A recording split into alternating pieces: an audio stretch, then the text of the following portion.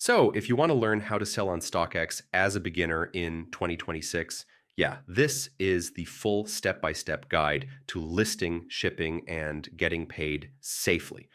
First, StockX is a resale platform where you sell sneakers, streetwear, and collectibles. Once your item sells, you ship it to StockX for authentication. Next, sign up on StockX using your email or Google account.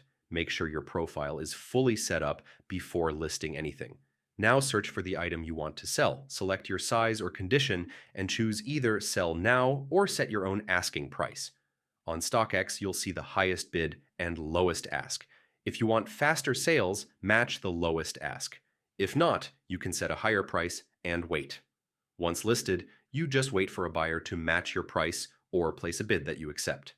After your item sells, StockX gives you a shipping label. Pack your item securely and ship it to their authentication center. Next, StockX checks your item for authenticity and condition before sending it to the buyer. Once your item passes authentication, you get paid directly to your bank or PayPal account.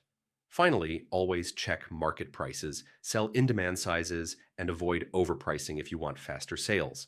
And that's it. That's how beginners can start selling on StockX step by step in 2026.